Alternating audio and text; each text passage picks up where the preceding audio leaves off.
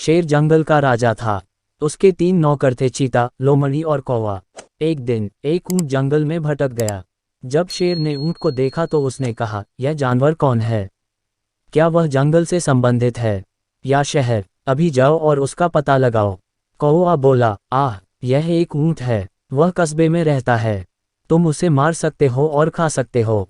शेर ने कहा, मैं अपने अतिथि को नहीं मार सकता। सुरक्षा के वादे से बड़ा कोई वादा नहीं है। ऊंट को उसकी सुरक्षा का आश्वासन दो और उसे मेरे पास लाओ। सेवक ऊंट के पास गए और उसे सुरक्षा का आश्वासन देकर सिंह के सामने प्रस्तुत कर दिया। ऊंट ने शेर को अपनी दुखद कहानी सुनाई।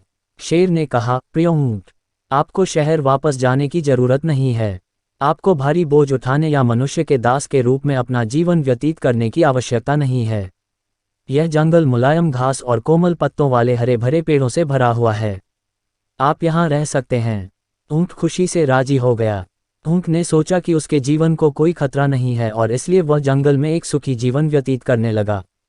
एक दिन जंगल में एक बहुत बड़ा हाथी आया। शेर और हाथी के बीच भयानक लड़ाई हुई। सिंह बुरी तरह जख्मी हो गया। अब वह अपने आप चल भी नहीं सकता था। सिंह ने अपने सेवकों से कहा, यहाँ एक जानवर लाओ ताकि मैं उसे मार सकूं और हम सब उसे खा सकें। नौकरों ने पूरे जंगल में खोज की, लेकिन उन्हें एक भी ऐसा जानवर नहीं मिला जो स्वेच्छा से शेर का शिकार बनने के लिए काफ़ी मूर्ख हो। लोमड़ी शेर के पास गई और बोली, मालिक, हमने पूरे जंगल में ढूंढा लेकिन हमें कोई जानवर नहीं मिला। अगर तुम राजी हो तो हम ऊंट को मारकर अपनी भूख मिटा सकते हैं। यह सुनकर शेर आग बबूला हो गया। दिखे, तुम पापी! शेर गुस्से से दहाड़ा, अगर तुमने फिर से ये शब्द बोलने की हिम्मत की तो मैं तुम्हें मार डालूंगा।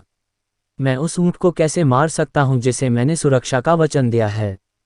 चतुर लोमड़ी ने कहा, मैं मानती हूं कि जिसे आपने सुरक्षा का वचन दिया है उसे मारना पाप है। लेकिन मालिक, अगर वफादार ऊंट अपने आप को शिकार के लिए पेश करता है तो यह कोई पाप नहीं है।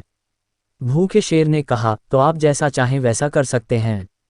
लोमड़ी जल्दी से उसके पास गई और दूसरे नौकरों के कानों में कुछ फुसफुसाया। फिर वह ऊंट के पास गया और बोला, हमारा राजा घायल हो गया है और वह चल नहीं सकता। वह अपने शिकार का शिकार भी नहीं कर पाता। वह भूख से मर रहा है। हम उसे देखने जा रहे हैं। कृपया हमारे साथ आइए। वे सब सिंह के पास गए। कौवे ने कहा, स्वामी, हमें आपके लिए कोई शिकार नहीं मिला, इसलिए मैं आपसे विनती करता हूं कि आप मुझे मारकर अपनी भूख मिटाएं। यह बलिदान मुझे स्वर्ग में स्थान दिलाएगा। कहा जाता है कि जो अपने स्वामी के लिए अपना प्राण देता है वह स्वर्ग जाता है। यह सुनकर लोमड़ी बोली, मालिक, तुझे मार भी दे तो भी तेरी जैसी नन्ही चिड़िया को खाकर अपना पेट नहीं भर पाएगा। फिर उसने सिंह को प्रणाम करके कहा, स्वामी, कृपया मुझे मारकर खा जाए। तेंदुआ तुरंत बीच में बोला और बोला, नहीं मालिक, लोमड़ी कुत्तों के परिवार से है। इसके अलावा उनके पंजों में नाखून भी हैं। किसी जानवर को कीलों से मारना सही नहीं है। तेंदुए ने शेर को प्रणाम करते हुए कहा, स्वामी, मुझे मार डालो, मुझे खा लो और स्वर्ग में मेरा स्थान सुनिश्चित करो। इन जानवरों की बात सुनकर ऊंट ने सोचा, इन जानवरों में से प्रत्येक ने अपने आप